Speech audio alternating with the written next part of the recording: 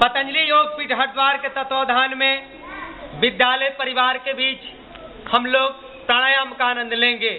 तो सबसे पहले आपको मैं भस्त्रिका प्राणायाम कैसे करना है, भस्त्रिका प्राणायाम से हमें क्या लाभ मिलेगा और किन किन बीमारियों में वह हमें लाभ देगा। तो आइए ध्यान मुद्रा में बैठ जाइए और अंगूठा और तर्जनी के अग्रभाग को मिलाना है। उंगली का नाम एक बार याद कर लें, जिनको याद होगा उनको ठीक है, नहीं याद होगा वो याद कर लेना। ये पकड़ लो बाएं से दाहिने अंगूठे को, ये अंगूठा, बोलिए अंगूठा, जोर से बोलिए, तर्जनी, मध्यमा, अनामिका, कनिष्ठा, पकड़ के बोलो ना, पूछेंगे अभी। अंगूठा, तर्जनी, मध्यमा, अनामिका, कनिष्ठा। याद हो गया? बोलिए ये क्या है, ये क्या है, ये क्या है, ये क्या है, ये क्या है? बहुत अच्छा। आप केवल 2 बार सुन करके याद कर लिए। ये क्यों हो गया? इसलिए हुआ कि आप एकाग्र होकर के, ध्यान मग्न होकर के हमारे बातों को सुन रहे थे। यही बात है ना? यदि आप अपने क्लासरूम में एकाग्र होकर के गुरुजनों का यदि शब्द सुनेंगे, जो पढ़ा रहे हैं वो जब सुनेंगे तो आपको याद होगा कि नहीं होगा?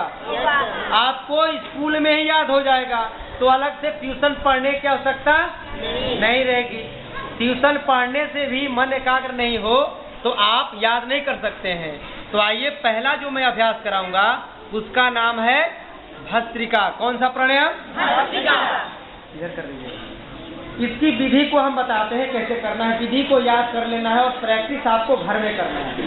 तो सीधा बैठिए आप लोग। हाँ, ये हुआ बैठने का तरीका, झुक करके नहीं बैठना है कभी।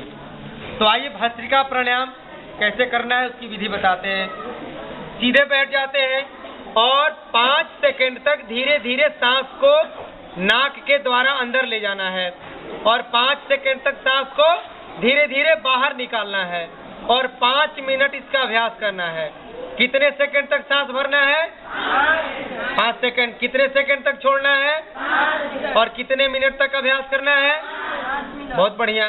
तो आइए अब आंख बंद करिए और मेरे साथ अभ्यास करिए। सबकी आंखें बंद हो, मन शांत। धीरे धीरे प्राणवायु को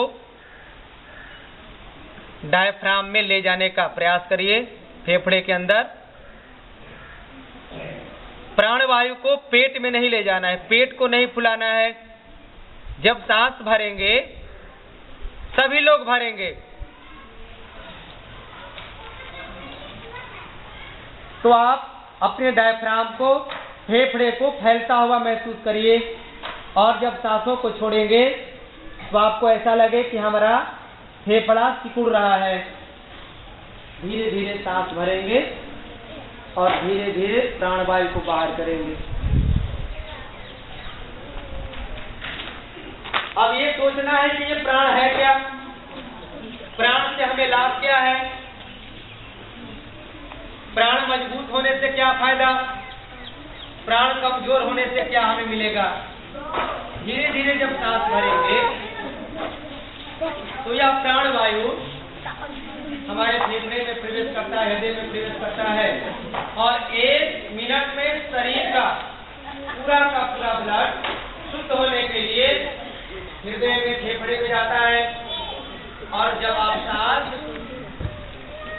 भरेंगे तो ऑक्सीजन का लेवल हमारे अंदर बढ़ता जाता है और जिस व्यक्ति के अंदर ऑक्सीजन का स्तर बढ़ जाए उस व्यक्ति का शरीर, उस व्यक्ति का रक्त और उस व्यक्ति की कोशिकाएं हमेशा जागृत अवस्था में शुद्धता के साथ और एनर्जेटिक, ओज, तेज, ऊर्जा, उत्साह, उमंग के साथ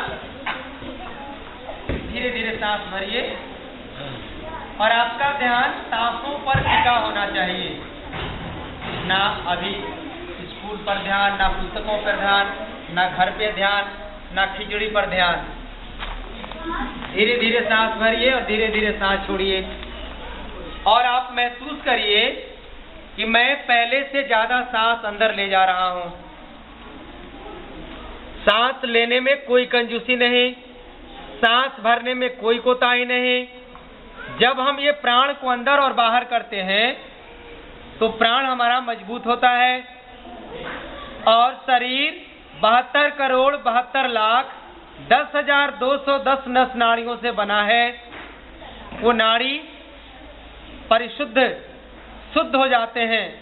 धीरे धीरे भरते रहिए और जब नियमित 5 मिनट का अभ्यास रोज करेंगे तो 5 दिन के बाद आपको यह महसूस होगा कि मैं पहले से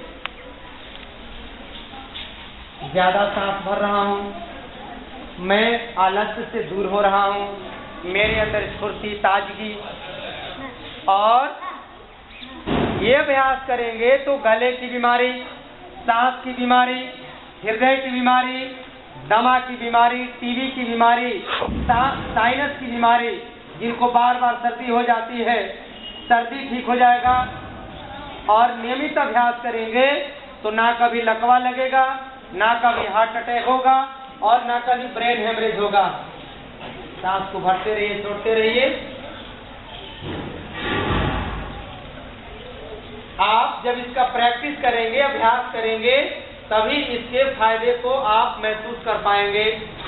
अब धीरे धीरे आंखों को खोलिए और इस अभ्यास को विराम करते हैं।